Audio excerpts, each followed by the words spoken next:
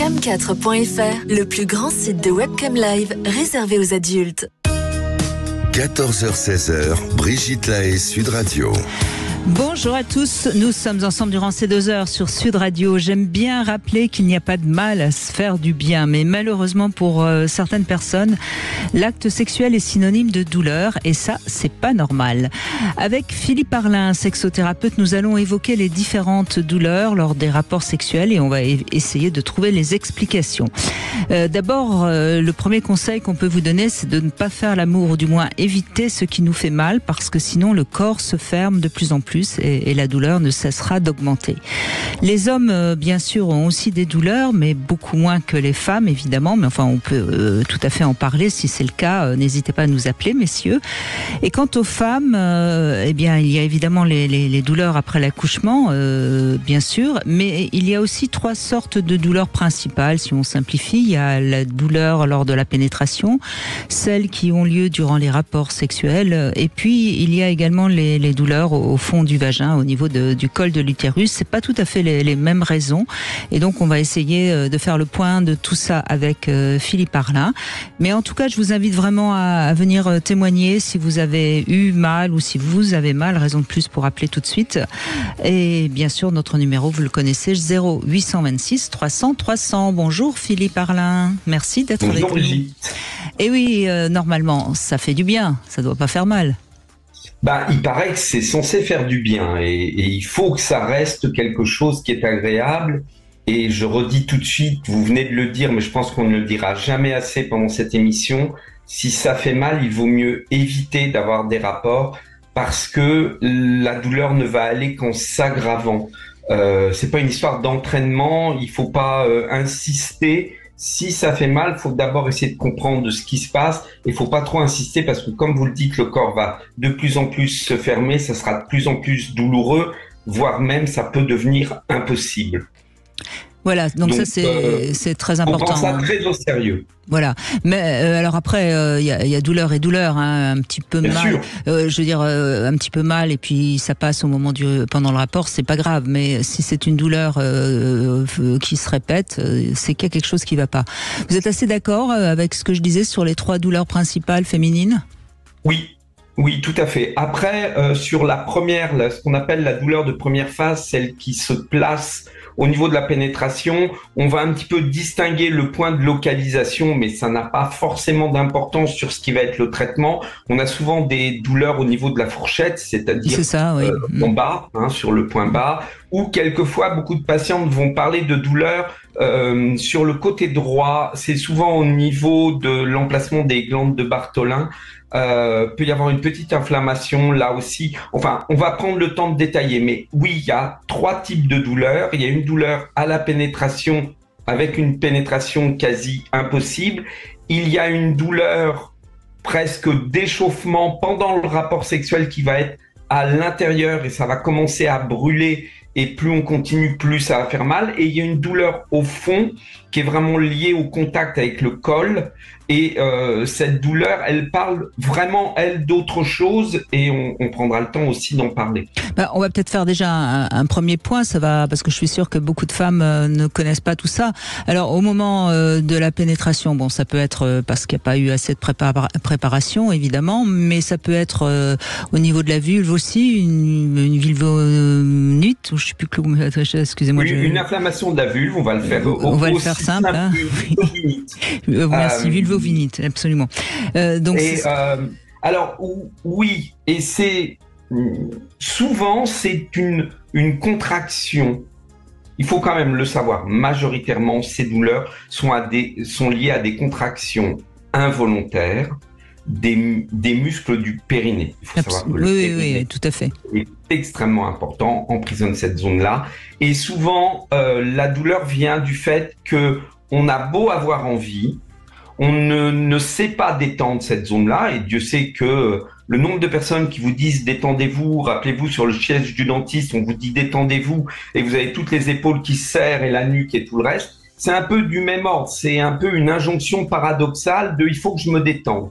Et il y a des exercices, on en parlera un peu plus tard, il y a des exercices à faire pour apprendre à détendre le périnée, parce que souvent la première douleur est liée à ça ou à une inflammation au niveau des lèvres, mais souvent celle-ci est due au fait que on essaye de pénétrer alors que les muscles ne sont pas détendus, et donc ces muscles non détendus interdisent l'entrée du vagin. C'est ça. Donc ça, c'est la première phase. Cela étant dit, au niveau de la fourchette, ça peut être à cause d'une pénétration qui a été un petit peu rapide, violente, mais peut-être même parce que la femme le désirait comme ça, hein, et que ça a un petit peu écorché, si je puis dire, la fourchette, déchiré, ouais, oui. Et ça, il faut laisser le temps de cicatrisation. C'est pas très grave, mais il faut pas insister parce que sinon ça cicatrise pas. Voilà. Et ce qu'il faut savoir, c'est que les douleurs au niveau de la fourchette sont celles qu'on va la plupart du temps rencontrer après un accouchement, parce qu'évidemment, s'il y a épisiotomie, c'est là qu'on coupe, c'est là qu'il va y avoir une cicatrice, etc. Ce qu'il faut savoir, c'est qu'en plus, s'il y a une micro-coupure à cet endroit-là, l'irritation liée aux urines va augmenter et va empêcher cette micro-coupure de pleinement cicatriser. Il peut y avoir une petite mycose qui vient s'y placer. Donc, on peut, sur quelque chose de bénin en tant que tel, micro-coupure, petite coupure, avoir quelque chose qui traîne et qui fait mal parce que difficile à pleinement, correctement réparer à cet endroit-là. Voilà. Alors, ça peut être dû aussi à peut-être un pantalon trop serré. Enfin, il y a aussi des petites choses comme ça. Alors ça, c'est pas très grave, ça se répare bien, mais il faut pas avoir de rapport au moment où c'est douloureux. C'est juste ce qu'on a dit et redit depuis le début de l'émission. Alors, les douleurs pendant le rapport, c'est souvent un manque de lubrification. Ça, c'est assez simple à résoudre. Et celle au niveau du col de l'utérus, en revanche, c'est souvent de l'endométriose ou des choses qui sont vraiment à prendre au sérieux. Hein. Il y a l'endométriose et il y a des gens qui ont, quand le rapport est un petit peu physique, un peu musclé, une mise en résonance du bassin qui peut être douloureuse, c'est-à-dire que à travers le col, on vient solliciter tout le bassin, et ça aussi peut être douloureux chez certaines femmes. Quelquefois aussi, on peut avoir une inflammation au niveau intestinal et au niveau du col, ça va venir frapper derrière. Mais il faut toujours être très prudent quand il y a une douleur au niveau du col, parce que ça peut vraiment cacher un problème plus profond. Donc endométriose, vous avez raison, mais d'autres types de douleurs, parce que dans certaines positions, il faut bien comprendre que tous nos organes se touchent à cet endroit-là, et qu'à l'occasion d'un rapport, on peut provoquer une douleur qui n'est pas forcément liée à notre vagin, mais qui peut être liée à un des organes qui est en contact à ce moment-là.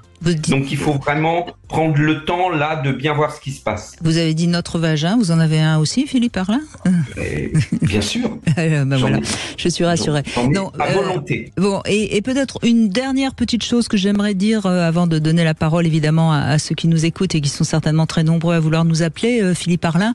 Peut-être qu'il faut rappeler et qu'il est possible que dans certaines histoires d'amour, ça n'aille pas très bien parce que l'homme a peut-être un membre trop puissant ou la femme est peut-être un peu trop serrée, et qu'il peut y avoir pour l'un ou l'autre des partenaires des douleurs. Et là, malheureusement, c'est toujours très compliqué à résoudre. Hein. Et on peut en parler. On parlait de pénis classique. Je ne sais pas si le pénis classique existe, mais on va l'inventer. Mais si le pénis est particulièrement long, ou surtout ce qui va plutôt poser problème, particulièrement large, voilà, donc épais, là, oui, va y avoir un travail d'adaptation à faire, et tous les corps ne peuvent pas forcément. Bon, pour les pénis particulièrement longs, il y a des anneaux qu'on peut mettre à la base du pénis qui freinent, donc qui diminuent naturellement de manière physiologique la longueur du pénis. Mais sur un pénis large, effectivement, ça peut être extrêmement douloureux, et donc là, on a intérêt à être vraiment à l'aise avec son périnée et à savoir le détendre, parce que sinon, c'est des vraies douleurs. Voilà, bon, je crois qu'on en a dit déjà pas mal. Maintenant, c'est à vous, évidemment, de nous appeler pour poser vos questions ou pour témoigner au 0826 300 300. On se retrouve dans un instant. Sud Radio, c'est vous qui donnez le ton. Je vous remercie d'abord de permettre à des tas de gens de s'exprimer et de leur laisser surtout le temps de développer leur discours. Sud Radio, parlons vrai. 14h-16h, Brigitte Lahaie, Sud Radio. C'est en compagnie de Philippe Arlin qu'on va vous aider à prendre du plaisir sans avoir mal. Vaste sujet, hein, Philippe Arlin, parce qu'on sait malheureusement... Vous avez des chiffres à peu près du nombre de femmes, par exemple, qui ont des douleurs et qui souvent, d'ailleurs, finissent par refuser les rapports?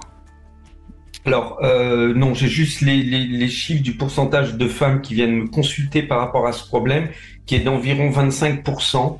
Des femmes qui consultent viennent parce qu'elles ont des douleurs à l'occasion des rapports.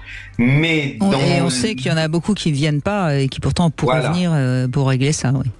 Et les autres peuvent venir pour d'autres sujets. Et c'est en parlant que tout d'un coup on découvre qu'il y a des douleurs lors des rapports. Donc c'est vraiment important de poser plein de questions. C'est pas forcément le sujet numéro 1 de consultation. Elles ont tendance à aller plus facilement vers leur gynécologue. Et malheureusement, comme elles ne trouvent pas toujours l'aide qu'elles seraient en droit d'y trouver, elles viennent voir le sexologue en deuxième intention. D'accord. Delphine est avec nous. Bonjour Delphine. Bonjour Brigitte, bonjour Philippe Arlin. Bonjour Delphine. Merci de témoigner Delphine. Donc vous avez connu et vous avez encore de temps en temps des douleurs, hein, c'est bien ça ? Oui. Alors moi, j'ai d'abord merci de me recevoir et ensuite, moi, j'étais intéressée pour un témoignage sur ce sujet de pouvoir avoir la possibilité de prendre du plaisir sans avoir mal. Je trouvais une belle opportunité en fait là-dedans parce que moi, depuis 3 ans environ, ça a commencé en fait par des mycoses. Après chaque rapport systématiquement en fait. J'étais obligée. Si, mécaniquement, on va dire, pour résoudre les douleurs, les inflammations, parce que surtout j'étais très inflammée avec des démangeaisons, je passais par la case ovule, crème, et c'était de façon quasi systématique. Alors avec un peu de recul, du coup, j'ai posé la question à mon généraliste, qui m'a envoyée vers la gynéco, qui, elle, voyait pas de réponse mécanique à tout ça, et qui m'a gentiment invité à aller voir un sexologue. Et pour reprendre, c'était drôle parce que vous m'avez presque fait une introduction, Philippe Arlin, mais du coup, en reparlant, en recroisant avec mon généraliste, c'est lui qui m'a invité assez naturellement à aller voir un sexologue. Et j'ai un peu bloqué sur le sujet. Parce que je voyais pas pourquoi je devais avoir besoin de ça. Jusque-là, tout allait bien dans ma vie et j'avais pas trop envie de remettre les choses en question. Et puis j'ai fait un burn-out. Et là, je me suis retrouvée hospitalisée pendant plusieurs semaines. Donc, matériellement, pas possible d'être, on va dire, dans des endroits intimes avec mon époux. Et les quelques occasions où on se retrouvait, on n'avait pas assez de temps puisque j'étais en permission pour sortir et j'avais pas la possibilité. Du coup, on n'avait pas la possibilité d'avoir des moments câlins. Et du coup, au retour, ça a été gros blocage. Et le gros blocage dans le temps, il s'est reproduit à plusieurs fois et à chaque fois que je lâchais, c'était hyper douloureux. Alors j'ai pris du coup la décision d'aller voir quelqu'un. Oui.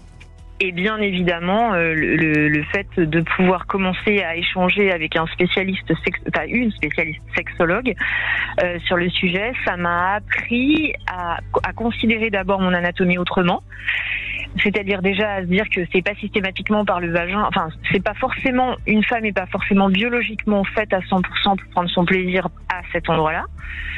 Voilà, et alors que moi j'étais très cristallisée là-dessus, et ensuite elle m'a permis de me rendre compte que cet endroit-là était verrouillé pour la simple et bonne raison qu'il avait été très traumatisé. Mais la réparation, alors je dirais, pour moi au jour d'aujourd'hui, je suis plutôt dans un mode où pour moi le blocage est plutôt psychopathologique que mécanique sûrement. Alors ce que disait M. Arlin tout à l'heure était intéressant parce que je me disais finalement peut-être que les deux, il n'y a peut-être pas 80-20, c'est peut-être 50-50 hein. Mais au jour d'aujourd'hui il y a encore des rapports qui sont douloureux parce que je suis en chemin par rapport à tout ça et des fois c'est encore compliqué. Alors pour revenir sur le 50-50 ou 80-20, qu'importe Delphine, ce qu'il faut bien comprendre, et ça c'est vraiment important que tout le monde l'entende, c'est que le corps et l'esprit sont liés, et quand on parle de sexualité, ça l'est d'autant plus. Donc après, si vous travaillez sur en effet l'émotionnel et le psychisme, c'est-à-dire les traumatismes, la mémoire traumatique, hein, parce que le corps se souvient, lui, hein, même si vous oubliez, si vous pensez oublier, le corps se souvient, donc il est possible en effet que ça joue aussi sur les douleurs. Hein. Oui, et puis, si vous avez une douleur, même si cette douleur prend son origine dans une raison psychologique, je me suis stressé, j'ai eu peur, donc je me suis bloqué, je me suis contracté. Il faut bien savoir que la contraction que vous créez ou le blocage que vous créez, il est dans votre corps. Et même si votre tête, elle bouge, elle se détend, le blocage dans le corps, si on n'y travaille pas au niveau du corps, il va rester. Donc, faut jamais oublier que même quand quelque chose est psychosomatique, on va travailler sur la psyché pour éviter que ça se reproduise. Mais si on ne travaille pas sur le corps, on ne guérira pas ce qui est déjà là. Donc c'est vraiment aussi une incompréhension de ce qu'est le mécanisme psycho-corporel. C'est que quelque chose qui est dans le corps, il faut aussi le soigner dans le corps. Mais si on ne le soigne que dans le corps, ça risque de revenir. Il faut donc aussi prendre en compte la dimension psychique pour éviter que ça se reproduise. Donc la vraie guérison, c'est la prise en compte des deux. Et c'est vrai qu'à ce niveau-là, le sexologue va plus prendre en compte les deux que le gynéco. Et ça, je m'en suis rendu compte par l'expérience, parce que quand on est à 5 ou 6 traitements, antimycosiques, ou à un moment donné, on est obligé de passer, obligé. Par la force des choses, on cherche forcément un autre recours pour se soigner, parce qu'on voit bien que c'est compliqué.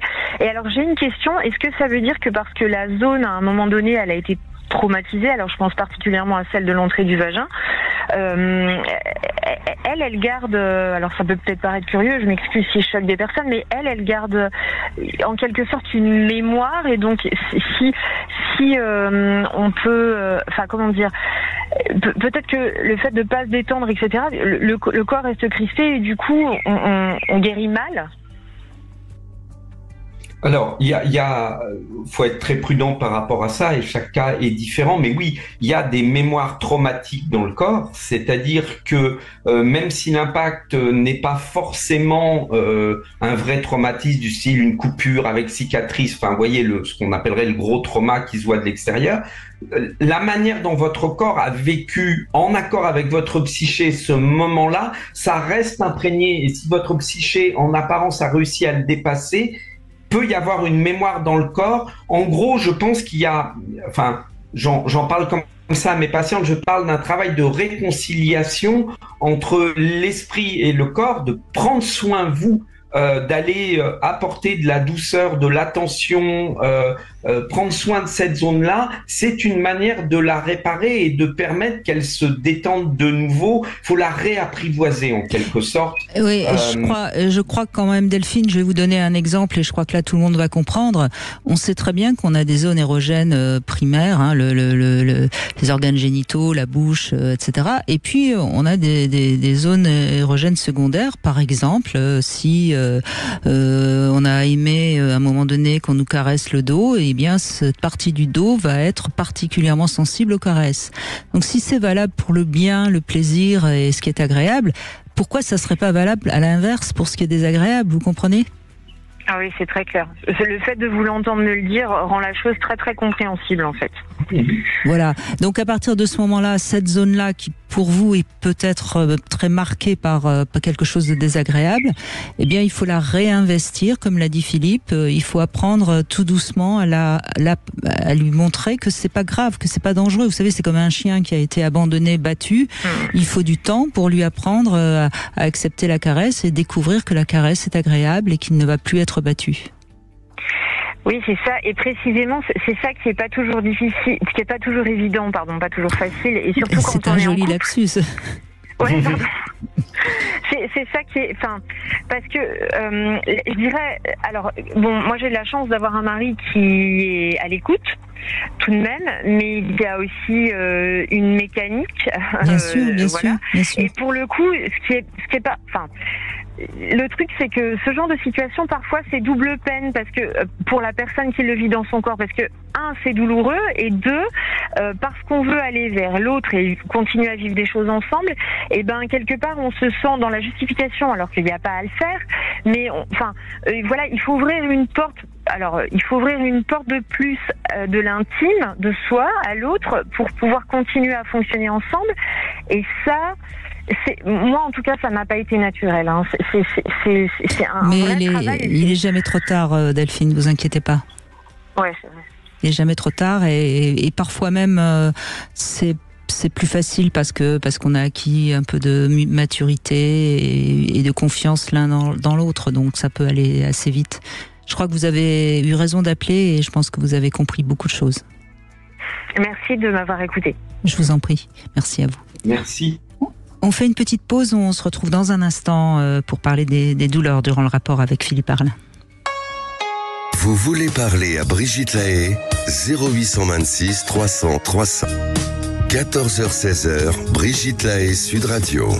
Philippe Arlin est avec nous, sexothérapeute. Nous abordons un sujet qui, me semble-t-il, n'a pas beaucoup été abordé. Et pourtant, il est important. Les douleurs lors du rapport sexuel. Pourquoi c'est important ? Parce que vous l'avez dit, Philippe Arlin, si ça fait mal, il faut tout de suite en prendre compte, en tenir compte et trouver la raison. Il y a toujours une raison. Parce que c'est pas normal que le corps fasse mal pour quelque chose qui, normalement, doit faire du bien. Et puis, on culpabilise quelquefois, il y a encore cette idée qui traîne de se dire que si on ne permet pas à l'homme, à la personne qu'on aime de pénétrer, etc., on va le perdre. Et je crois qu'il faut vraiment pas tomber dans ce piège, il faut en parler avec l'autre.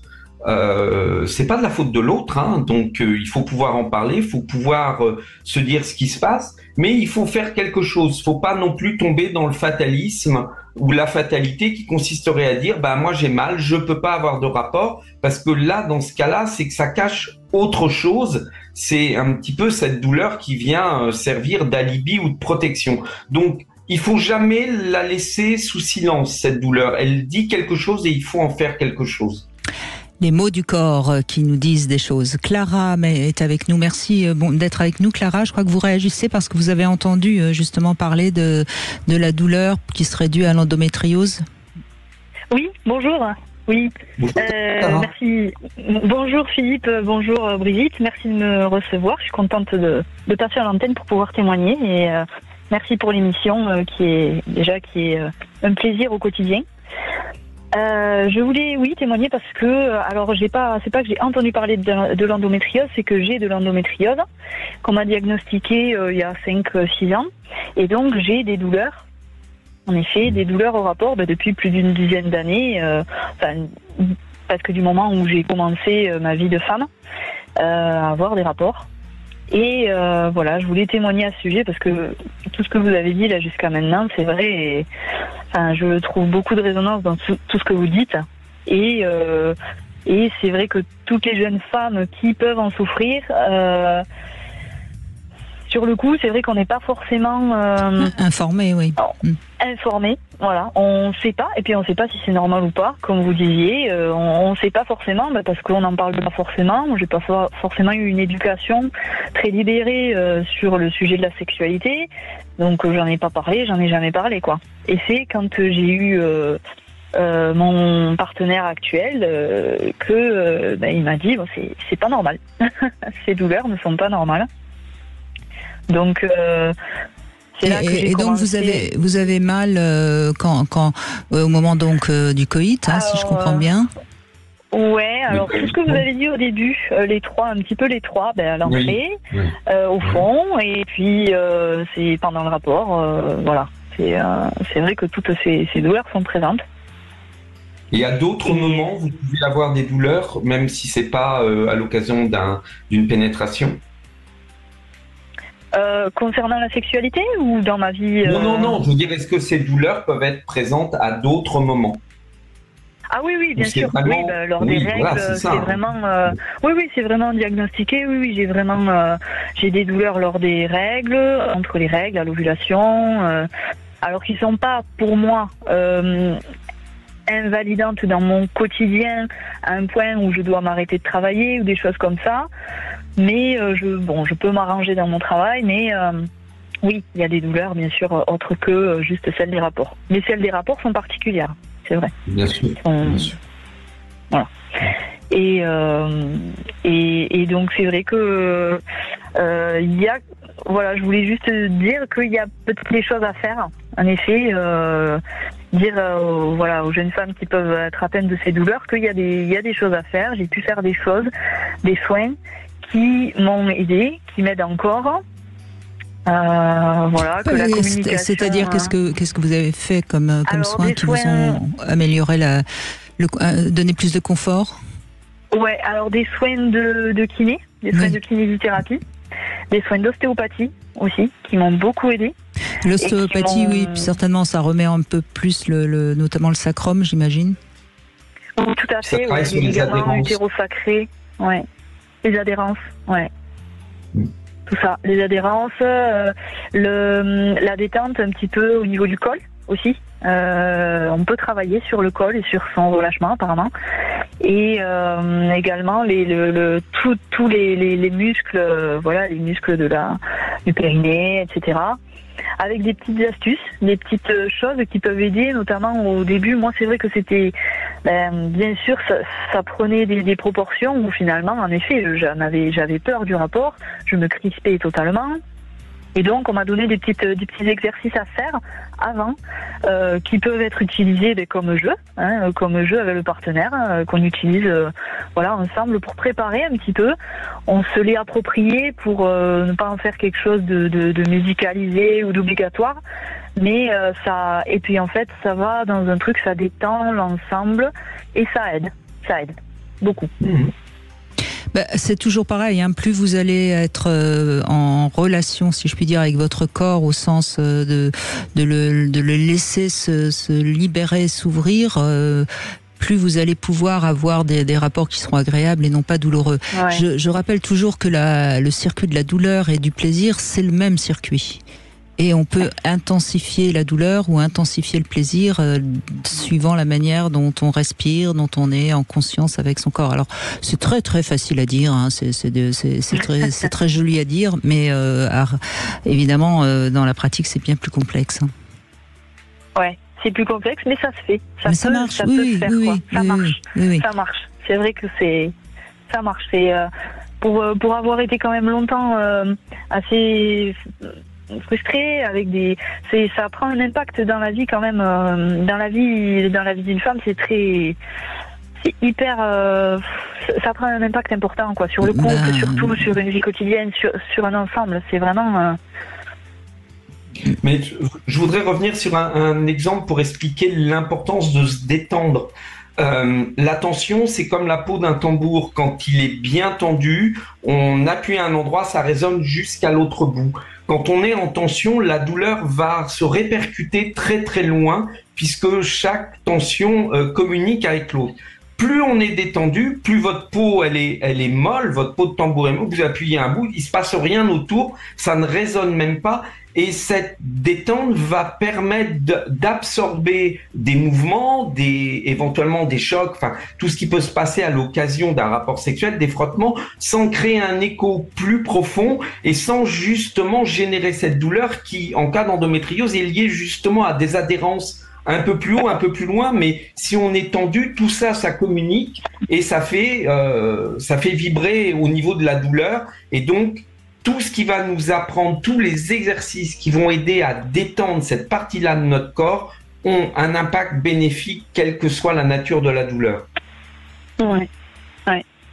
Vraiment, ça a été vraiment le cas, ouais. En tout cas, merci beaucoup d'avoir pris le temps de témoigner, Clara, parce que votre témoignage peut aider beaucoup de femmes à faire quelque chose justement pour cesser d'être en train de craindre les rapports sexuels et d'améliorer leur bien-être. Merci à vous, Clara. On continue avec Delphine qui va répondre à 3 questions intimes. Bonjour Delphine. Bonjour Brigitte, bonjour Philippe. Bonjour Delphine. Alors, première question, quelle note donneriez-vous à votre libido en ce jour de juin ? Actuellement, je serais à 0. Ah bah, je suis célibataire. Oui, mais... Non, mais même, ouais. Lancement 0, ouais. Faut la réveiller un petit peu quand même, là, Delphine. Vous avez encore vos 2 mains ? Oui, oui. Alors oui, c'est pas faux. Hein, il faut faire quelque chose quand même. Bon, alors deuxième question, elle va tomber un peu à plat. Ma deuxième question, je voulais savoir quelle serait une zone de votre corps que vous aimez qu'on caresse, à part évidemment les organes génitaux. J'aime bien quand on me caresse les cheveux. Les cheveux, tiens. Ouais. Oui, oui, pourquoi pas. Très bien. Ouais. Eh bien, caressez-vous déjà les cheveux, ça refera monter la note à 1 ou 2 au moins. Et troisième question, est-ce que vous gardez des bons souvenirs de votre première fois ? Oui. Bah alors, oui. Pourquoi vous avez une libido comme ça autant en berne si vous n'avez pas... Enfin bon, ça ne me regarde pas après tout. Hein. Bon, et ben vous pouvez poser une question à Philippe Arlin, il vous écoute. Alors, moi, la question serait combien de fois par semaine le nombre correct pour avoir des rapports donc par semaine. C'est pas très clair ce que j'ai dit. Si, c'est tout à fait clair. Après, c'est la réponse de mon côté qui sera peut-être pas forcément. Je pense que faut faire attention parce que la question peut être piège. Je pense qu'il est important qu'il y ait régulièrement des rapports sexuels. Donc, une fois par semaine, c'est vraiment un minimum. Je pense que si on pouvait se retrouver tous les 2-3 jours, ça serait un rythme qui, compte tenu de la vie moderne et de la vie que traversent beaucoup de couples, et en plus quand il y a des enfants, serait déjà assez équilibré. Mais ça dépend de chacun. L'important, c'est quel est le rythme qui correspond aux deux. Qu'est-ce qui permet aux deux de se retrouver, de pas être frustrés, de pas être en manque, de pas avoir trop la pression. Donc, encore une fois, là, je viens de donner un espèce d'idéal qui ne veut pas dire grand-chose, mais ce qui me semble dangereux, c'est de laisser passer trop de temps entre deux rapports sexuels, parce que c'est un peu comme si après, il va être difficile de se retrouver et d'aller vers l'autre. Il faut que ça reste fluide, les rapports, la communication entre les deux, et donc pour ça, il faut que ça soit un minimum régulier. D'accord. Oui, je pense qu'on peut dire qu'il faut au moins une fois par semaine. Hein. Quand on fait l'amour une fois tous les 2-3 mois, on finit par faire après tous les 3-4 mois, 5 ou 6 mois, et puis... on n'y arrive plus. Ça devient difficile. Oui. On est deux amis et on perd totalement le côté sexué de la relation. C'est exactement. Eh bien, merci Delphine. Merci à vous. Philippe Arlin, on se retrouve dans un instant, toujours avec vous et vos témoignages au 0826 300 300 si vous avez des douleurs et que vous avez envie de mieux comprendre, n'hésitez pas à nous rejoindre sur Sud Radio. 14h-16h, Brigitte Lahaie, Sud Radio. Cam4.fr, le plus grand site de webcam live réservé aux adultes. 14h-16h, Brigitte Lahaie, Sud Radio.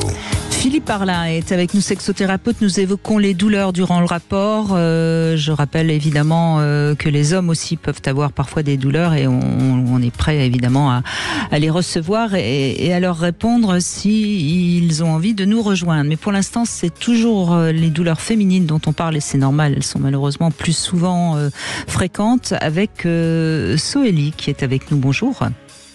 Bonjour Brigitte, bonjour Philippe. Bonjour Soélie. On vous écoute, allez-y Soélie, je vous en prie. Alors, je ne vais pas forcément parler de moi, mais d'une amie. Oui. Et elle, du coup, ça m'a fait penser à elle. Donc, elle a avait d'intenses douleurs pendant le rapport, mais au niveau de l'utérus. Alors, elle a été voir son gynécologue. Elle a même vu plusieurs spécialistes. Donc, ça serait dû au fait qu'elle ait eu 3 césariennes. Il y a une sorte de bourrelet qui s'est fait au niveau de la cicatrice des césariennes. Et elle a l'utérus qui fait la balançoire, comme lui a dit le spécialiste. Voilà. Donc, c'est les premières douleurs qui sont apparues. Ensuite, donc le gynéco lui a dit, lui a donné une crème pour anesthésier la douleur en fait. Voilà. C'est idiot parce que si on anesthésie la douleur, on anesthésie le plaisir. Enfin. Voilà, c'est ce que j'ai supposé. Voilà, vous faites que confirmer ce que je pensais. Donc voilà, donc son compagnon ne voulant pas forcément entendre et lui répondant très gentiment, de toute façon, t'avais qu'à pas faire 3 enfants. Donc 2 sont les siens quand même. Enfin voilà. En plus, elle a une hernie discale, ce qui fait que, comme elle dit, elle a une jambe qu'elle peut pas écarter vraiment. Donc voilà, à s'accrocher au lit pour pouvoir satisfaire son mari, donc à devoir faire l'étoile, parce qu'elle s'accroche tout ce qu'elle peut, mais il lui dit, t'as vraiment mal? Elle lui dit oui. Mais bon, ça l'empêche pas de continuer, puisqu'il peut. Et puis, il y a quelques années de ça, par contre, sa fille aînée, donc qui n'est pas celle de son compagnon actuel, a lâché une bombe en disant que lors de l'accouchement donc de la fille de son compagnon, elle avait subi des attouchements sexuels par ce fameux compagnon. Et là, je vous le donne en 1000, vaginisme. Depuis. J'ai supposé que c'était dû à cette bombe larguée que les choses sont arrivées. Vous voulez dire donc que le beau-père a touché la fille donc de votre amie, voilà, et que depuis la fille, votre amie fait du vaginisme, hein, c'est bien ça? Oui. Alors j'ai supposé qu'il y avait une cause à effet, mais après en écoutant vos émissions, j'ai supposé que en même temps, je dirais que son vaginisme est une protection tout à fait compréhensible, parce que vu ce qu'elle subissait, vu que c'était de toute façon douloureux, les rapports, qu'à un moment donné le vagin dise ça suffit, je ferme, ça ne me paraît pas si étonnant que ça. Elle avait effectivement 1000 raisons de faire du vaginisme, et ce qu'il faut savoir, et c'est peut-être, moi je dirais, la beauté du corps, c'est que si on n'est pas capable, nous, de le protéger, de le prendre en charge, de veiller sur lui, eh bien il y a des moments, soit il va y avoir une maladie qui va être bien précise et qui va nous dire là stop, puisque t'entends pas, il faut que ça s'arrête, mais on peut avoir effectivement un vaginisme qui vient se poser là en disant non, là c'est plus possible, moi j'en peux plus de souffrir. Alors elle avait déjà plein de raisons, c'est-à-dire qu'elle a accepté cette souffrance, alors que, encore une fois, on l'a dit et on va le répéter s'il y a besoin avec Brigitte, que rien ne justifie d'avoir mal pendant un rapport, et plus on va avoir mal, plus cette douleur va aller en s'amplifiant, jusqu'au moment où effectivement on va développer des douleurs telles que la pénétration ne va plus être possible. Mais c'est souvent une non-collaboration là entre la psyché et le corps qui avait beau crier, on ne l'entendait pas, là il a hurlé. Et malheureusement, c'est pas une solution, mais c'est ce qui va la protéger. Moi, je crois de toute façon que votre ami, il faut l'aider à comprendre qu'il y a quelque chose qui ne va pas bien dans sa vie, parce que c'est pareil, cette hernie discale qui l'empêche d'écarter, de bouger une jambe, c'est pareil, c'est pas anodin, ça dit aussi quelque chose, avec un peu d'intuition très facile. J'aurais tendance à dire que ça doit être la jambe gauche.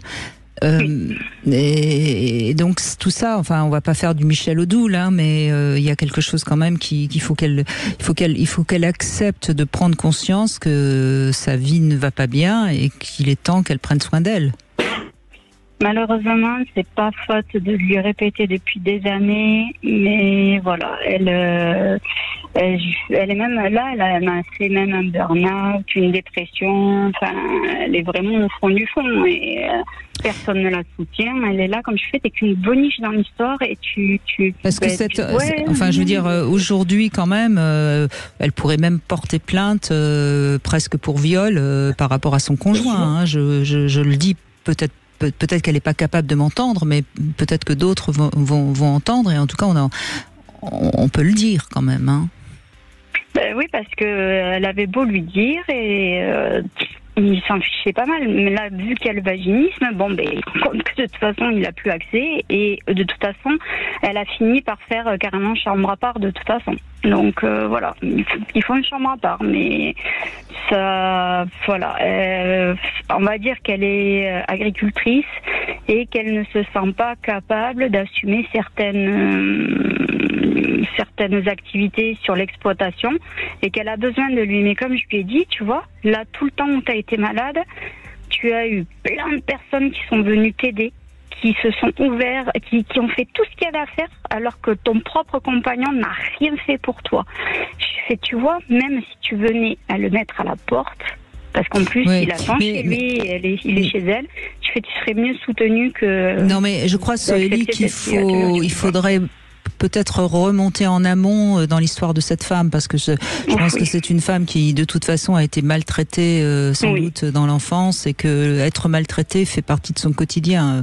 Et c'est pas étonnant qu'elle accepte de rester avec un homme aussi maltraitant, parce que de toute façon, c'est ses repères à elle, vous voyez.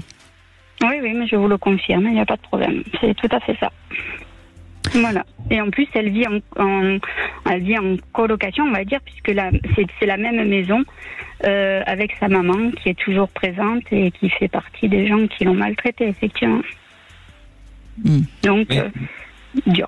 Encore une fois, on voit que là, son corps a décidé de la protéger malgré elle, parce que peut-être que psychiquement, elle n'est pas en mesure de dire stop à cet homme, de se protéger, de partir.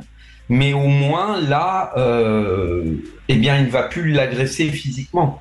Il n'y aura plus cette douleur. Le corps ne va plus subir, ne va plus être victime de cette relation qui ne s'arrête pas pour des raisons qui la regardent, elle.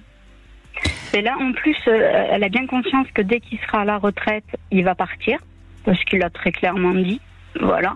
Mais en fait, elle attend que il parte de lui-même, je pense, tout simplement. Alors vous savez, Soélie, quand on a une amie comme ça qui va mal et qui va mal depuis tellement longtemps, à la limite c'est pas tellement les conseils de quitter cet homme ou etc. qui vont lui parler, c'est plutôt de prendre soin un petit peu d'elle. C'est ce que je fais. Eh ben, parfait. C'est parce que je sais que je parle à un mur et voilà, beaucoup de gens l'ont laissé tomber par rapport à ses choix. Je fais, écoute, moi je suis pas dans le jugement. Moi, tu restes ma meilleure amie. Tu as besoin de moi, je suis là. Et elle m'appelle quasiment. C'est temps-ci un peu moins, mais j'ai l'impression d'être plus ou moins son psy, parce que quand elle a un truc qui est très très lourd à porter, elle m'appelle presque tous les soirs. Je suis là et je l'écoute. Voilà, c'est tout ce que je me sens capable de faire, puisque j'ai beau dire ça sert à rien. Alors je l'écoute tout simplement et je la soutiens, c'est tout. Non, si ça pouvait servir à quelque chose, il y a longtemps que ça aurait servi. Quand les gens sont malheureusement dans ce genre de fonctionnement où finalement c'est normal qu'on nous fasse mal, c'est normal qu'on me respecte pas, c'est très compliqué de les aider. En revanche, on va quand même réagir. Philippe Arlin, ce gynécologue qui lui dit prenez une crème anesthésie. Enfin moi ça me met en colère. Et moi encore plus, mais j'entends ça tellement souvent, cette manière de ne pas confronter le problème, de ne pas entendre ce que dit l'autre. Excusez-moi, j'allais dire c'est criminel, le mot est un peu fort, mais il y a une attitude qui est non-assistance à personne en difficulté, parce que non, on met pas un anesthésiant, et quand il y a des douleurs, on met pas davantage de lubrifiant. On écoute ce qui se passe et on essaye de trouver une solution pour que ça aille mieux. Oui, parce que ça, à ce moment-là, où est-ce qu'on va on peut aussi donner de l'anesthésie, anesthésier tous les gens qui vont aux urgences, et puis comme ça, on réglera le problème, soi-disant de la santé des gens. Enfin, c'est du grand n'importe quoi.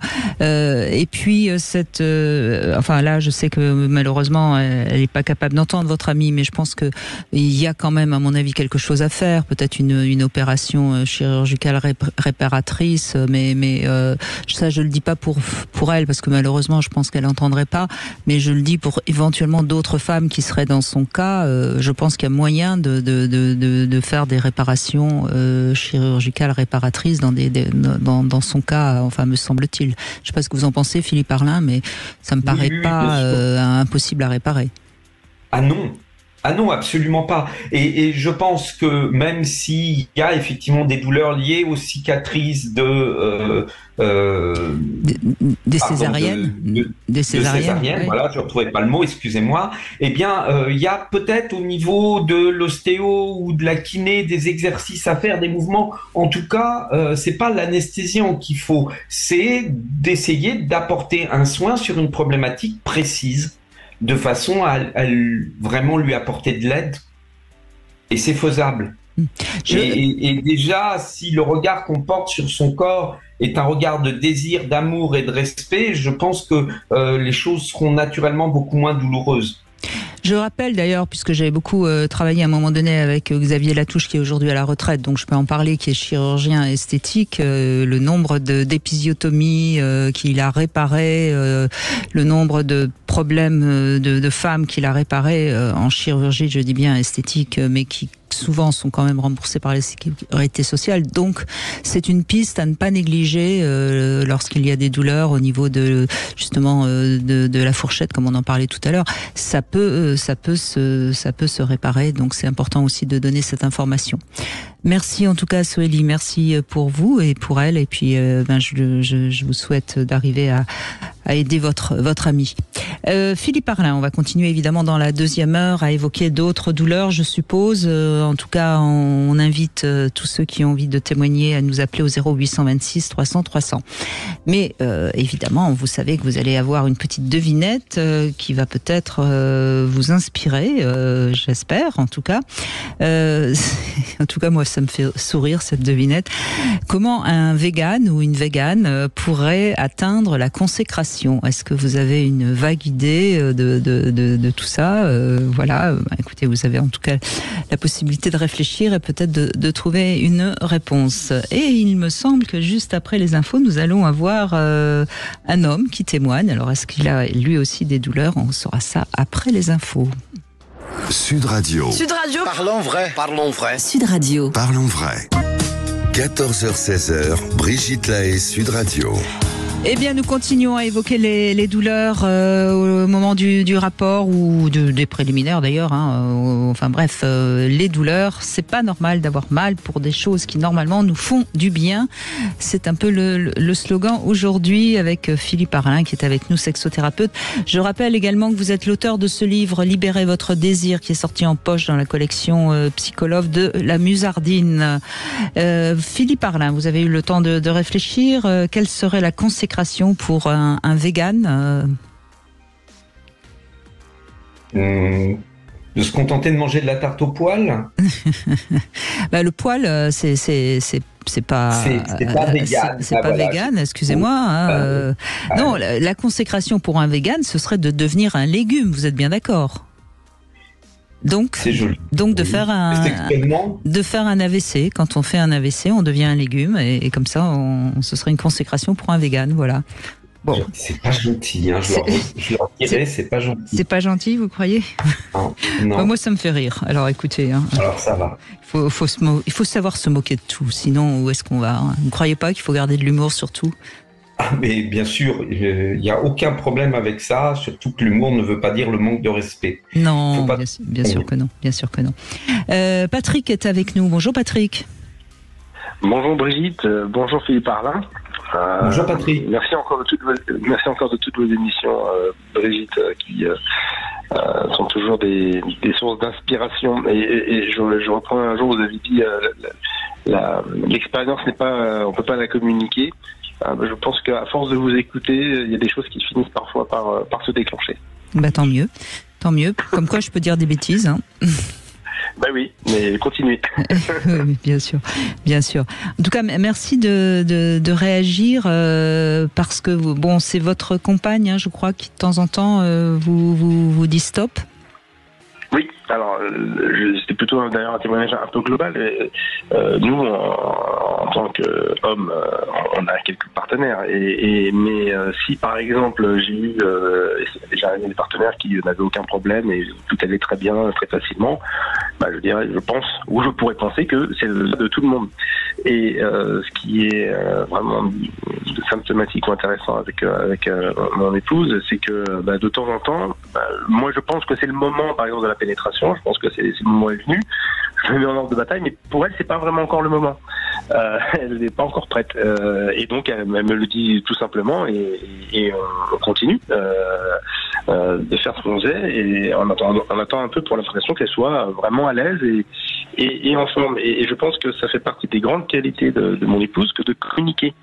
Et je crains que parfois certaines femmes n'osent pas communiquer ce type de choses en se disant mais si je l'arrête en plein élan, mon bel étalon il va être déçu, il va penser que quoi qu'est-ce, et donc de se mettre parfois à subir, alors que il suffit de dire les choses pour parfois prendre un peu de temps. Alors bien sûr, il y a rien de pathologique chez mon épouse, mais ce que je veux dire, c'est que pour un couple qui se connaît bien, qui fait amour régulièrement, on peut encore avoir de temps en temps un petit décalage qui est pas problématique, mais qui, comme il est dit, il est traité, analysé, et tout se passe pour le mieux. Et je pense qu'aussi un des problèmes, c'est que dans les imageries qu'on peut avoir sur les façons de faire l'amour, et là je ne parle pas de la pornographie, mais même dans les films dits traditionnels, je dirais, la scène d'amour, tout se passe comme si, sans rien se dire, tout était parfait, tous les enchaînements étaient automatiques. Ça coule tout seul, oui, c'est vrai, mais en même temps... Il y a très peu de films où il y a un dialogue là-dessus. Je me souviens d'un seul film que j'ai en tête là-dessus, c'était dans un film qui s'appelle Miami Vice, où il y a le couple, on les voit dialoguer. Où, par exemple, il y a le héros fait une blagounette à sa compagne en lui faisant croire qu'il vient d'avoir l'orgasme, alors qu'elle n'a pas encore joui. Et bref, pour dire que c'est très rare, parce que ça avait marqué, dire tiens, pour une fois, on a un film d'amour dans lequel il se passe un vrai dialogue entre les partenaires. Mais oui, vous avez raison, le cinéma n'est pas du tout réaliste, mais remarquez, c'est valable pour les scènes de violence de la même manière. Mais ce qui est important, et je crois que vous serez d'accord, Philippe Arlin, c'est que les femmes ont quand même tendance encore beaucoup à subir et à ne pas oser dire les choses très clairement. Mais là, on est sur l'exemple tout à fait concret de l'avantage de se connaître et surtout de se respecter et de dire là, c'est pas encore le moment. Et c'est une information dont nous, les hommes, on est friands. Bien sûr qu'on a besoin de savoir, bien sûr qu'on peut, par erreur, venir tenter une pénétration trop tôt ou pas forcément correctement. Et si la partenaire se donne juste le droit de nous dire, pas maintenant, juste là ou truc. Alors, évidemment, si c'est un commentaire toutes les 10 secondes, ça pourrait gâcher le rapport sexuel, mais transmettre, communiquer et ne pas trouver normal de subir, c'est-à-dire qu'il y a quand même des femmes qui ont mal lors des rapports, et si on interroge leur partenaire, elles ne l'ont quasi jamais dit, voire pas dit du tout.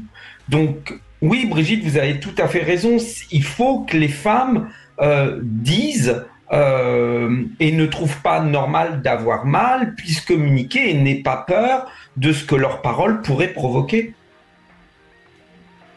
Oui, mais faut-il aussi que l'homme soit à l'écoute, tandis que c'est pas toujours le cas non plus. Vous Patrick, vous, évidemment, vous écoutez votre femme et que vous la respectez, mais quand on entend le témoignage juste avant les infos de Soélie, on voit bien que c'est pas toujours le cas non plus. Non. Ce qui est vrai aussi, Patrick, c'est que la pornographie, forcément, elle n'est pas là pour enseigner comment bien faire l'amour, elle est là pour exciter. Je crois qu'il faut aussi dire les choses telles qu'elles sont. Moi, ce que je pourrais... Oui, allez-y, Patrick. Oui, moi, ce que je pourrais rajouter, de très important pour les auditrices, c'est que je pense pas qu'un homme puisse être traumatisé si on lui dit non, pas tout de suite ou pas comme ça, et délicatement, je pense, voilà, on va pas être offusqué, on va pas se dire tiens, cette fille, elle est compliquée, ou voilà. Je pense que tout se passe très très bien quand c'est bien amour. Alors, je suis pas d'accord avec vous. Je crois qu'il y a des hommes qui perdraient leur érection ou qui commenceraient à être en colère, mais alors ceux-là, il vaut mieux les quitter, de toute façon. Voilà. Donc, Là, je vous rejoins, Brigitte. La réalité, c'est que même si ça révèle chez votre partenaire homme ce type de réaction, je pense qu'il est temps de partir en courant, parce que ça veut dire qu'il n'est pas capable d'entendre que, en gros, qui vous êtes ne l'intéresse pas et qu'il faut surtout pas le remettre en cause. Donc, ça n'ira pas en s'améliorant. Il va vous utiliser comme une poupée gonflable, donc autant le jeter tout de suite. C'est pas la peine de le garder. Bon, vous voyez. Donc Patrick, elle a raison. Elle peut vous garder. J'ai passé le test. Vous avez passé le test avec succès, donc tout va bien. Non, mais c'est vrai que non, la pénétration, c'est pas, ça passe pas tout seul, quoi. C'est tout. C'est pour ça que la femme doit lubrifier. C'est pour ça que l'homme doit avoir une érection suffisante. Enfin bon, c'est pas. C'est pas. Oui, c'est ce qui en fait la beauté aussi. Bien sûr, bien sûr. C'est-à-dire si c'était un truc automatique, machin, qui se fait tout seul, non, c'est deux corps qui se donnent l'un à l'autre de deux manières différentes. Et effectivement, on peut pas se donner à l'autre si l'autre n'est pas prêt à nous recevoir. Et donc, c'est tout ce qui est beau dans l'échange, dans le partage, dans la communication, de s'attendre, mais peut-être de s'aider à venir plus vite aussi. Et oui, à ce moment-là, ça devient quelque chose de très chouette parce que tout est là, tout concourt à rendre ça agréable et performant. Et j'ajouterais d'ailleurs que le pénis n'étant pas muni d'une tête chercheuse et de GPS, c'est pas mal que la femme aussi aide avec ses mains à se faire pénétrer et ça évitera bien des douleurs aussi. C'est parfois bien de le signaler. Merci Patrick, merci beaucoup. Philippe Arlin, on fait une petite pause et on va revenir sur la vulvodinite, je crois. Ça y est, j'ai réussi à le dire d'une seule fois, avec Stéphanie qui nous rejoint dans un instant. Sud Radio, votre attention est notre plus belle récompense. Merci Sud Radio de donner la parole aux sans-voix. Oui. Grâce à vous, on avance. Sud Radio, parlons vrai. 14h-16h, Brigitte Lahaie, Sud Radio. Philippe Arlin est avec nous, sexothérapeute, et qui nous rappelle que, en effet, si on a des douleurs durant le rapport, eh bien c'est pas mal d'aller consulter un sexothérapeute. Vous êtes aussi là pour ça, hein, pour soigner pas seulement les blessures de l'âme, mais aussi les blessures du corps, même si parfois les deux sont liés, évidemment. Hein. Alors, on a parlé tout à l'heure de vulvodinite et c'est Stéphanie qui témoigne justement sur ce sujet. Merci beaucoup Stéphanie de prendre la parole. Oui, bonjour Brigitte, bonjour Philippe. Moi, je voulais témoigner de mon parcours parce que ça a été un parcours très compliqué pour comprendre ce qui m'arrivait. Et si ça peut aider des personnes, ça sera toujours ça. J'ai fait ma première injection et seule injection de Covid en 2021 et j'ai déclenché derrière 3 zonas. Après, ça s'est aggravé et c'est fini en brûlure au niveau des lèvres. Et impossible qu'on me touche. Je pouvais plus m'asseoir, je pouvais plus rien faire. Des lèvres au niveau de la vulve, hein, on est bien d'accord. Voilà, au niveau de la vulve, exactement. Oui. Donc après, j'ai commencé le parcours du combattant avec la gynécologue. Alors je précise, hein, on n'a pas trop les chiffres, mais il semblerait en effet qu'il y a beaucoup de personnes il y a des personnes qui ensuite, après le vaccin, ont fait des zonas. En fait, j'ai eu une endométriose de base et le vaccin m'a complètement bloqué le dos et le ventre et on m'a mis 15 jours sous cortisone et derrière, j'ai eu une défense immunitaire complètement en berne et zona 3 fois de suite. Et ça s'est provoqué des problèmes neurologiques sur le côté du corps et aussi donc au niveau de la vulve et des lèvres. J'ai eu un parcours pas possible pour essayer de comprendre. Ouais. Et je me mets à la place des gens j'aurais aimé avoir un peu plus d'infos sur les sujets parce que on m'a diagnostiqué vulvodynie, ça veut dire qu'on m'a mis sous des traitements lourds, la Roxil, beaucoup de gouttes, beaucoup de traitements qui m'ont mis des mycoses. Et puis c'est une espèce de cycle infernal, mycose, douleur, traitement. J'ai eu comme la dame tout à l'heure de la xylocaline en local auquel j'ai fait immédiatement une allergie, donc évidemment ça m'a pas soulagée mais fait mal. Et donc aujourd'hui, ce que je voudrais dire à toutes les personnes à qui ça arrive, c'est il faut se prendre en main, il faut comprendre et pour pouvoir bien se traiter. Parce que moi, alors justement, un glace entre les jambes.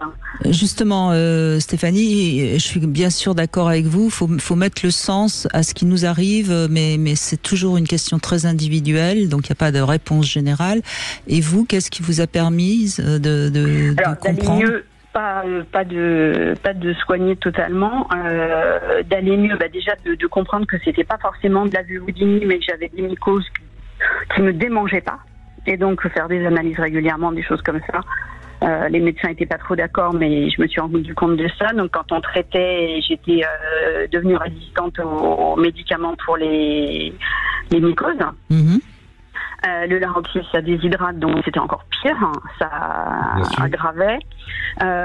Moi, ce que j'ai trouvé qui m'a vraiment aidé, c'est la kiné. Alors, la kiné intérieure, interne, donc qui m'a aidé à détendre mon périnée. La kiné, elle masse l'intérieur du corps, le périnée. Elle va chercher aussi toutes les accroches au niveau de la hanche, sur le côté, tout ça. C'était tellement de douleur. Je rappelle toujours, oui, la kiné, l'acupuncture,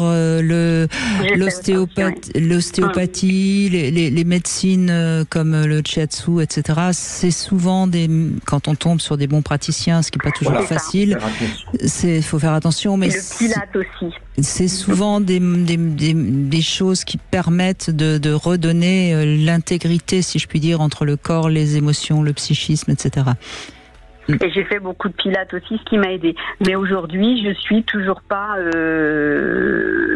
entre guillemets redevenue à la normale. Ouais. Moi, je suis ménopausée, donc je suis en cours de ménopause, ça aide pas non plus.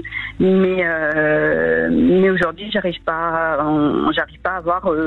La ménopause, ça n'a rien à voir avec les mycoses ou les infections. Ça va augmenter la sécheresse et donc ça peut augmenter les douleurs. Oui. Ouais, c'est ça. Et aujourd'hui, ça va beaucoup mieux. Mais j'ai toujours des problèmes au rapport et on n'arrive pas à trouver de solution. C'est vraiment. Philippe Arlin, vous avez une piste à donner à Stéphanie? Dans les traitements qu'on n'a pas évoqués et qui permettent de faire un travail intérieur comme extérieur, il y a les dilatateurs vaginaux. Le mot n'est pas très poétique et effectivement, on peut avoir du mal avec le terme, mais ce sont donc des embouts de différentes tailles que l'on introduit à l'intérieur du vagin et avec lesquels on va apprendre à faire des exercices autour du périnée, on va apprendre à respirer, on va apprendre à détendre. Ça va permettre de venir d'agir soi-même, sur les tensions musculaires qu'il peut y avoir à cet endroit, mieux détendre. Et si vous vous rappelez ce que je disais tout à l'heure, l'important quand il y a douleur, c'est plus on est détendu, plus cette douleur va être ponctuelle et ne va pas s'étendre plus loin, elle ne va pas s'amplifier. Donc les dilatateurs vaginaux avec vraiment un travail sur, j'allais dire un travail de sexothérapie, de savoir qu'est-ce qui se passe, comment accepter, peut-être de laisser un peu votre corps au repos, de lui permettre de retrouver son équilibre, parce que tous ces traitements anti-mycose, anti-ceci, plus la ménopause qui vient se poser dessus, votre propre muqueuse, elle doit être fragilisée. Donc, oui, c'est ça, c'est la muqueuse, c'est vraiment pas le périnée qui est douloureux, c'est la muqueuse au niveau de la fourchette. Donc, on arrive à avoir un rapport, mais c'est très radio-guidé. C'est une position bien précise avec... c'est vraiment... faut écarter à cet endroit-là parce que là, ça fait mal et pas aller comme ci, mais Stéphanie, moi, j'aurais presque envie de vous dire, là, dans ce que vous me racontez, faites une pause pendant un mois, faites des rapports sexuels mammaires, ou faites... occupez-vous d'avoir une intimité, une sexualité, mais peut-être en évitant au moins pendant un mois une pénétration. Faites au repos. Vous voyez, moi je pense que ça serait pas mal. Ce qui ne veut pas dire qu'il faut arrêter toute relation sexuelle, mais jouer à faire d'autres choses pour voir comment, en laissant votre corps reposer pendant un mois, qu'est-ce qui se passe. C'est déjà arrivé, parce qu'il y a des fois on n'a plus trop envie d'essayer finalement. Ouais, mais vous avez arrêté par obligation, tandis que là je vous propose de lui dire, de faire la paix avec votre corps et de lui dire, allez, je te laisse tranquille pendant un mois, et voir comment vous aussi vous allez réagir en étant pendant un mois sans essayer de faire quelque chose. Et j'insiste, parce qu'on oublie aussi quelque chose, c'est que si on n'a pas de rapport et qu'on est juste dans la frustration parce qu'on ne peut pas avoir de rapport, parce qu'on a mal, donc on maintient une espèce de colère avec nos douleurs, alors que là, il s'agit, et je rejoins ce que dit Brigitte, il s'agit d'avoir des rapports sexuels sans pénétration, mais il s'agit que vous preniez du plaisir. C'est-à-dire que là, il ne faut pas que votre corps soit une punition pour vous, mais que vous l'accompagnez et que malgré lui et à côté de lui, vous preniez du plaisir. Et c'est ça qui change tout. Et c'est ça qui va faire que ça se détend. D'accord. Et au niveau du sexothérapeute, comment on fait pour choisir un sexothérapeute? Parce que c'est... faut s'entendre, que c'est compliqué, il faut aller en voir plusieurs jusqu'à temps qu'on se... Oui, non mais Stéphanie, vous pouvez appeler Philippe. Philippe fait des consultations par téléphone, et dans votre cas, je pense qu'on va déjà avancer par téléphone. D'accord. C'est pas un problème. Beaucoup de sexothérapeutes aujourd'hui peuvent faire des consultations en visio ou simplement par téléphone. Oui, vous savez, tous les jours, j'écoute des gens, je donne des conseils et ça fait avancer les choses. Donc c'est pas forcément nécessaire d'être. Et d'ailleurs aujourd'hui, il y a même des consultations médicales qui peuvent se faire par télé. Sans problème, voilà. Après, il y a des moments où il faut être présent. Mais dans bien des cas en sexothérapie, me semble-t-il, Philippe Arlin, on peut faire ça par téléphone. Oui, il faut savoir que déjà le sexothérapeute, par définition, ne sculpte pas. Donc de toute façon, il n'y aura pas ce besoin d'être en présence.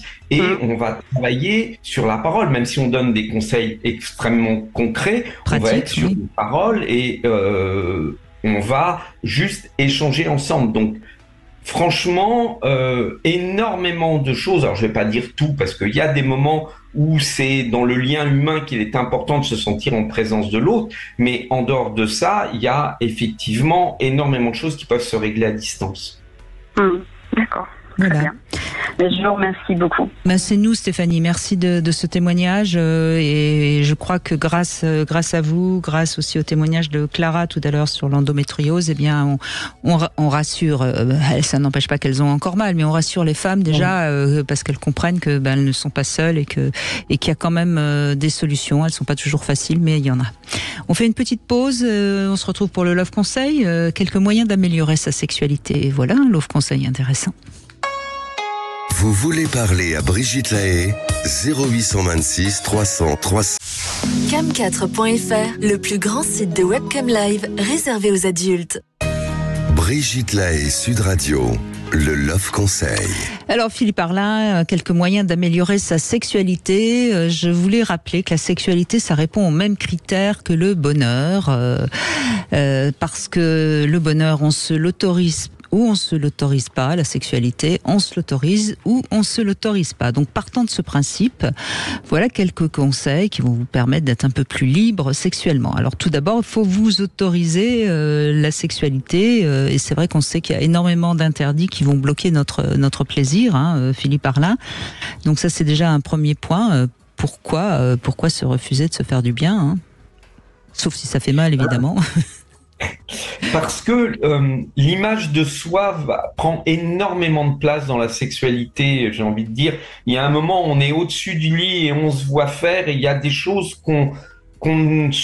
l'image de soi excitée est souvent difficile à gérer. Alors quand on est excité, qu'on est dedans, ça passe, mais très vite, cette image est difficile à gérer. Et travailler sur sa sexualité, c'est travailler à se réconcilier avec ces images qui somme toute ne font que de montrer une dimension de notre désir et pas quelque chose de péjoratif. C'est-à-dire que souvent ces images sont connotées chez la femme de termes salope, pute, etc., qui n'aident pas à positiver son rapport à sa propre excitation. Et ça se travaille. Et ne serait-ce que de libérer cette image permet, comme vous le dites, de pouvoir aller dans des zones où notre excitation est plus grande, mais qu'on n'osait pas explorer parce que c'est tabou.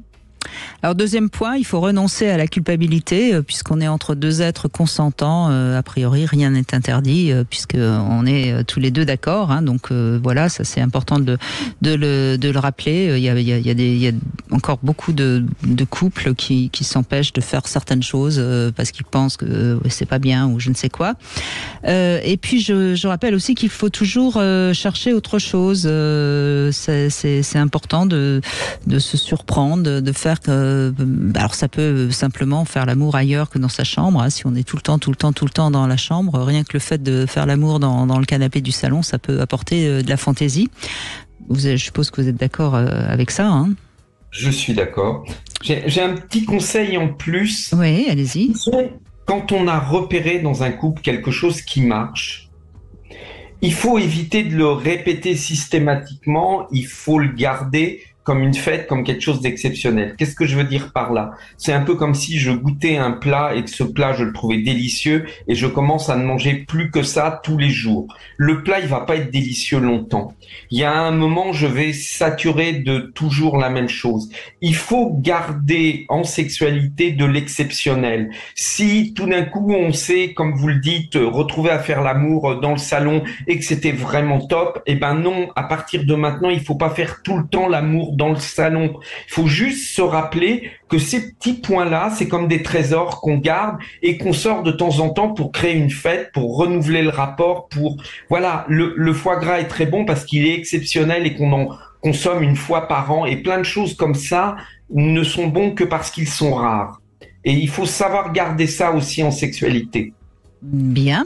Alors, autre point, et là on en a parlé, enfin vous en avez parlé, il faut lâcher prise, c'est-à-dire éviter les tensions. Hein, et par exemple, si on est très tendu à cause d'une journée de travail difficile, c'est pas le meilleur moment de faire l'amour. Il vaut mieux prendre un bain d'abord, ou en tout cas se relâcher, se décontracter. Donc ça, c'est vrai pour les douleurs, mais c'est vrai aussi pour accéder au plaisir. Hein.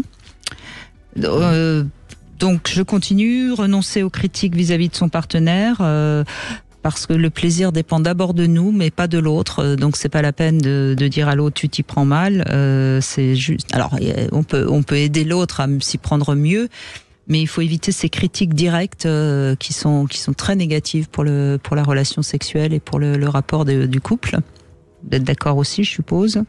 Ah oui, c'est même, ça peut être assez assassin, c'est-à-dire que il y a des réflexions qui sont des véritables, alors castration sur les hommes, mais refroidissement pour les femmes et ça. Voilà, on n'est pas apte à recevoir des critiques. Il faut être encouragé, il faut être accueilli, il faut être désiré. Et la critique, quand elle vient trop systématiquement, elle va nuire plutôt qu'elle va aider à progresser. Exactement.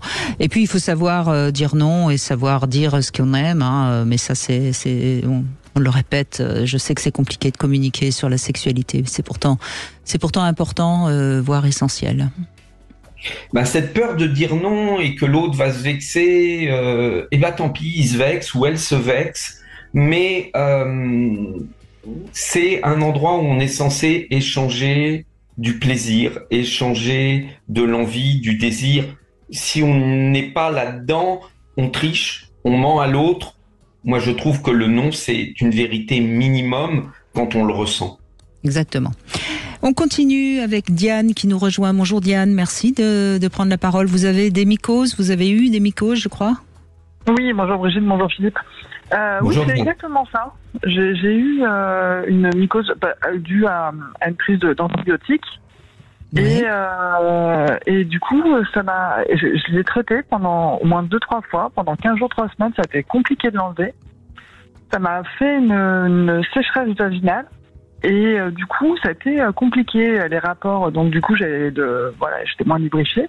Les rapports étaient plus compliqués. Donc ma libido, parce que je savais que j'appréhendais la douleur. Donc ma libido est descendue en flèche, alors que j'ai une libido plutôt plutôt bonne, oui. Plutôt bonne. Et du coup, ça a été compliqué, c'est-à-dire que vraiment, j'ai pas pensé prendre le lubrifiant en plus, ce qui était dommage, parce que j'aurais peut-être pu y penser. Et suivant les positions,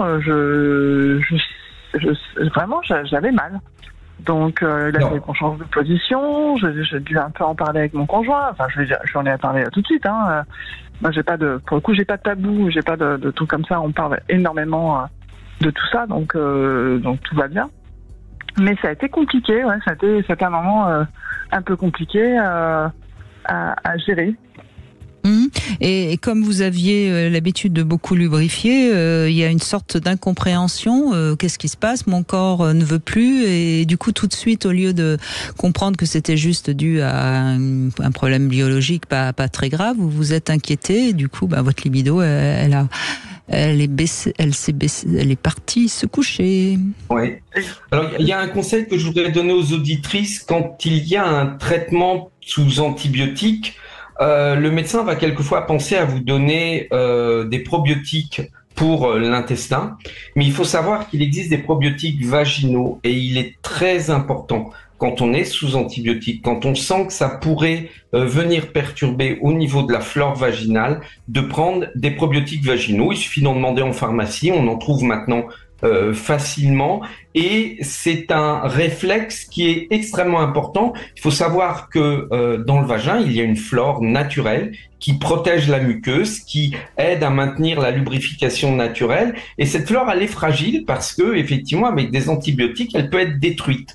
Donc, la reconstituer en prenant des probiotiques vaginaux qui peuvent se prendre soit par voie orale, soit quelquefois des gélules qu'on met directement au niveau du vagin, permettent de restaurer ou d'éviter une destruction de la flore qui peut prendre du temps derrière, parce que derrière, ça peut laisser la place à des mycoses, et donc on peut rentrer dans un cercle vicieux. Donc pensez-y, si vous prenez des antibiotiques ou quelque chose qui nuit à la flore, faites une cure de probiotiques vaginaux.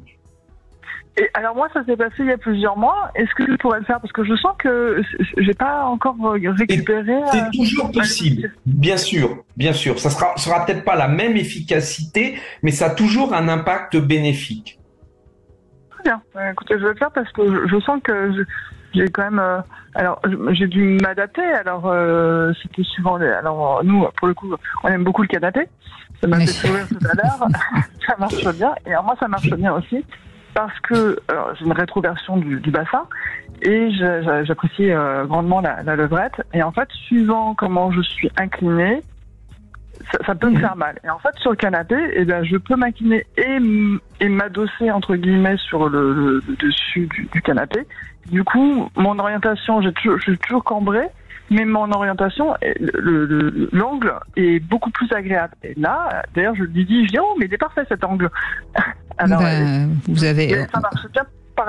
Alors, pour le coup, ça marche bien parce qu'on a changé l'angle Pour le coup, le canapé reste notre meilleur ami. Oui, là, on n'est plus dans ce que je disais tout à l'heure. Là, c'est vraiment presque indispensable d'avoir cette aide à la posture qui vous permet d'être confortable. Vous savez, Diane, on conseille la levrette quand les hommes ont des petits pénis. Donc, si votre homme est bien membré, forcément, la levrette, il va aller un peu plus loin et peut-être par moment un petit peu toucher des zones qui sont encore un peu sensibles. C'est exactement ça. Oui, oui. Mais peut-être aussi qu'il y a encore, et c'est ça aussi qui est important à comprendre, il y a peut-être encore une légère appréhension due à ces quelques semaines où vous avez été un petit peu moins à l'aise. Et là, on revient à ce qu'on disait tout à l'heure, faut lâcher les tensions. C'est possible parce que si à un moment où, entre guillemets, j'ai pas spécialement envie, puis je me dis bon, allons-y, du coup l'excitation est moins importante, donc je lubrifie moins, alors que si mon excitation était montée avant, je sais pas, pour n'importe quoi, et que effectivement là, j'ai pas de problème, donc j'ai pas de douleur, donc effectivement je dois avoir cette appréhension qui reste un petit peu dans ma tête. Là, c'est ce qu'on disait à Stéphanie, laisser un tout petit peu plus le corps retrouver son autonomie, et puis tout va revenir tout doit rentrer dans l'ordre avec vous. Il y a pas de raison, mais laisser un petit peu du temps au temps. Et puis je vais prendre des probiotiques. Absolument. Ouais, vous verrez, ça aide vraiment. Faites une cure de 3 semaines à mois. Enfin, vous demandez conseil en pharmacie. D'accord, parce que je pensais bêtement que c'était les mêmes probiotiques que je prends pour les intestins, et pas du tout. Non, d'accord, évidemment. C'est pas les mêmes. On a et d'ailleurs, c'est bien pour ça qu'on rappellera s'il est besoin qu'il faut faire attention s'il y a un doigté au niveau anal, de pas forcément faire un doigté au niveau vaginal derrière, parce que justement, des bactéries qui vont se développer au niveau de l'intestin ne sont pas des bactéries forcément les bienvenues au niveau du vagin. On est sur deux choses totalement différentes et ce n'est pas du marketing, il y a vraiment des probiotiques vaginaux. D'accord, écoutez, effectivement, ça peut m'arriver de passer de l'un à l'autre, et généralement, je dis, non, une fois que derrière, reste derrière, attendez. Je ne retourne pas devant. Non, ça c'est important, et c'est bien de le rappeler aussi. Merci beaucoup, Diane, merci à vous. On fait une petite pause et on va conclure dans un instant avec Christophe qui veut témoigner également. À tout de suite. 14h-16h, Brigitte Lahaie, Sud Radio. Cam4.fr, le plus grand site de webcam live réservé aux adultes. 14h-16h, Brigitte Lahaie, Sud Radio. Philippe Arlin est avec nous, sexothérapeute et auteur également de Libérer votre désir, qui existe en poche dans la collection de la Mulzardine Psycho Love. On continue à évoquer les douleurs durant le rapport, et on a bien compris qu'il n'y avait pas de raison d'avoir mal, et que malheureusement, c'est fréquent, plus les femmes que les hommes, évidemment. Enfin, évidemment, je sais pas pourquoi je dis évidemment, mais en tout cas, c'est une réalité qu'il ne faut pas nier, et c'est peut-être bien aussi que les hommes l'entendent, parce que comme les femmes ont du mal à en parler, peut-être que c'est bien de temps en temps que le partenaire se renseigne. Philippe Arlin.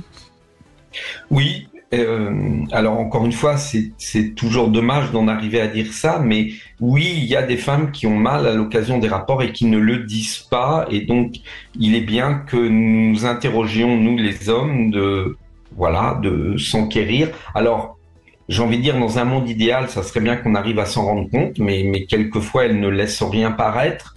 Mais c'est vraiment très important parce que cette douleur, elle n'a pas sa place. Et il faut pouvoir malgré tout l'accueillir, mais justement faire en sorte que ça s'améliore et non pas l'ignorer. Absolument. Christophe, vous en revanche, vous vous en rendez compte, ou en tout cas vous communiquez sur ce point. Bonjour. Bonjour Brigitte, bonjour Philippe. Oui, on communique. En fait, moi j'ai de la chance, c'est que mon épouse, elle, à moindre douleur, elle me le montre en fait. Je le vois tout de suite, ou elle sait le faire montrer en tout cas.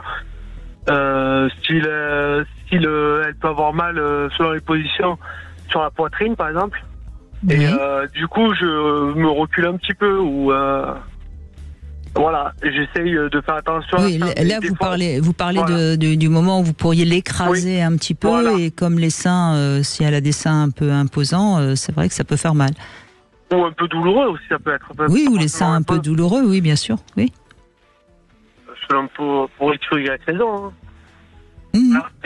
Et après, après, soit on change un peu la manière de faire, soit dans le pire des cas, on arrête si vraiment ça fait mal, ou sinon, si on arrive à trouver la position qui convient, on continue, mais on n'insiste pas non plus. C'est vraiment de la communication, comme vous dites. Oui, mais tant mieux. C'est bien pour vous, c'est bien pour elle, oui. Après, après on s'adapte. Et je veux dire, si on fait pas ça, on fait autre chose, et puis voilà. Et si on fait rien, tant pis, ça sera pour une autre fois. Oui, mais ça c'est important ce que vous dites, c'est-à-dire que il faut éventuellement, voire même si possible, faire quelque chose, se donner du plaisir ça passe par plein de voies possibles. Et donc, voilà, si la pénétration à ce moment-là, c'est quelque chose qui est pas confortable, agréable, qui génère des douleurs, eh bien, il y a plein d'autres positions, il y a plein d'autres manières de donner du plaisir à sa partenaire et d'en prendre soi-même. Donc, c'est très important de ne pas limiter le rapport à la pénétration, parce que, encore une fois, du coup, s'il y a une douleur, c'est toute la sexualité qui en pâtit, alors que là, on peut avoir une sexualité différente, mais malgré tout épanouie. Oui, mais c'est vraiment. Moi, j'insisterai. On l'a dit tout à l'heure. Je crois que c'est à Stéphanie de faire une pause pendant un mois.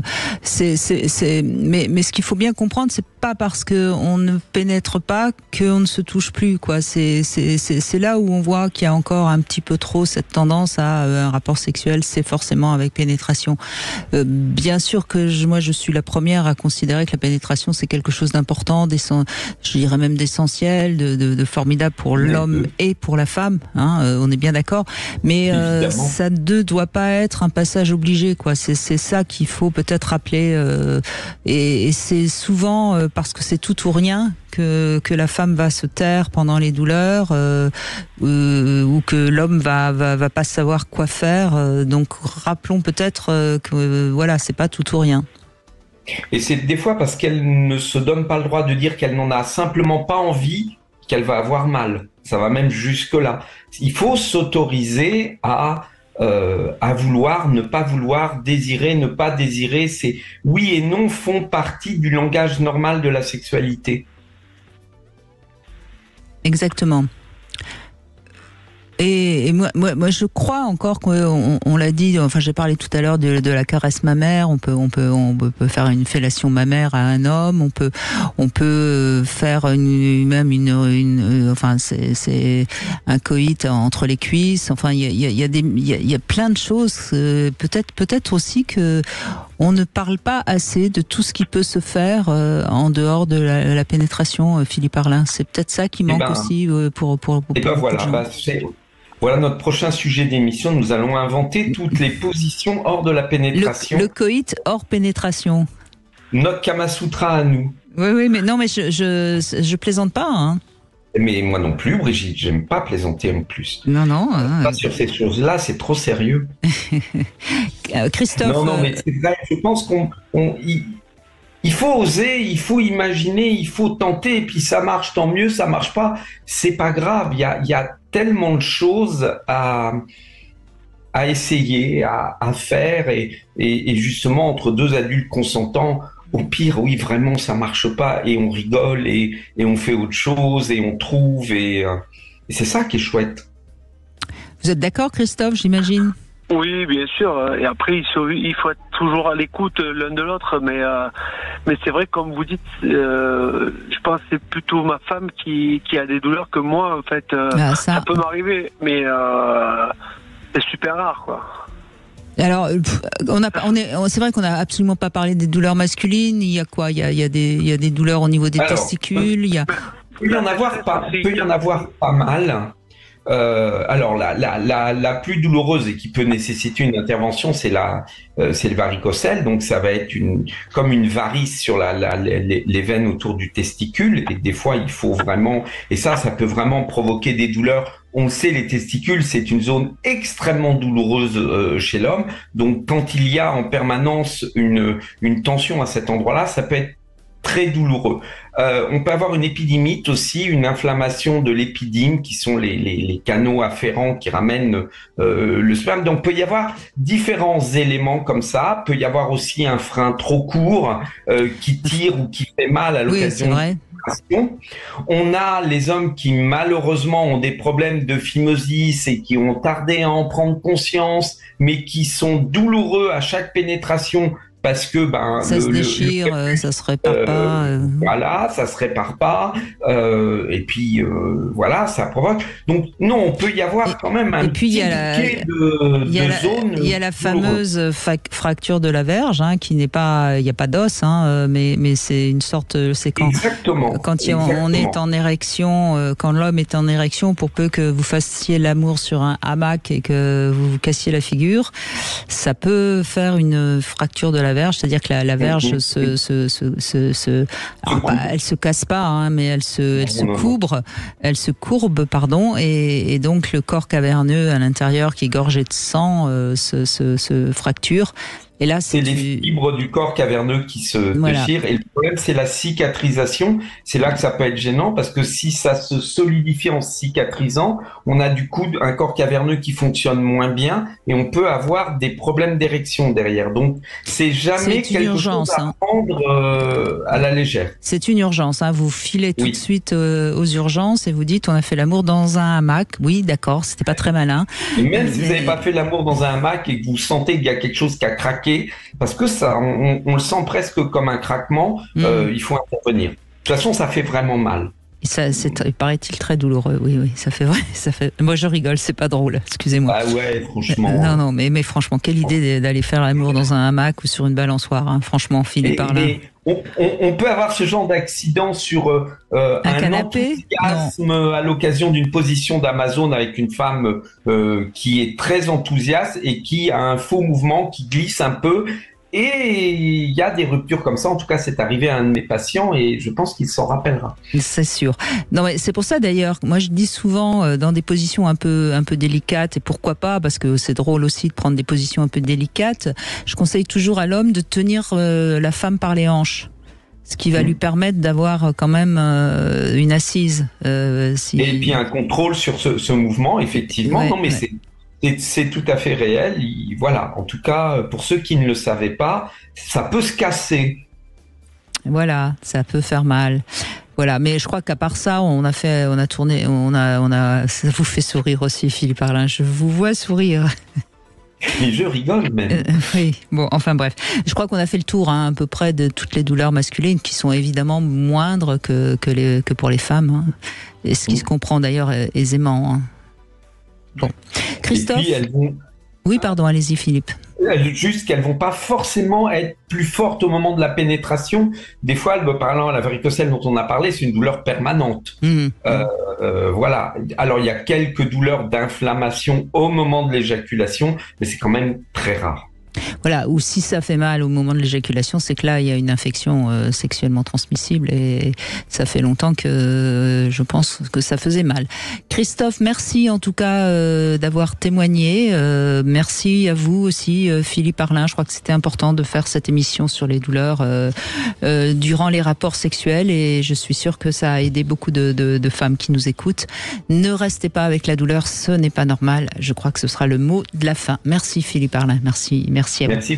Tout de suite, vous retrouvez Alexandre Delovan pour son émission, bien sûr. Et demain, nous serons avec Samuel Doc. On va passer en revue les besoins essentiels du couple. Parce que être en couple, eh bien, ça nécessite plusieurs choses, notamment de se sentir aimé, évidemment. Ça paraît simple. De se sentir désiré, sans aucun doute. Mais peut-être d'autres choses, notamment de communiquer. C'est vrai qu'on vient de l'en parler déjà dans cette émission et on ne le dira jamais assez, c'est important de savoir communiquer. Mais il y a d'autres choses et ça, on les abordera demain. Sud Radio. Sud Radio. Parlons vrai. Parlons vrai. Sud Radio. Parlons vrai.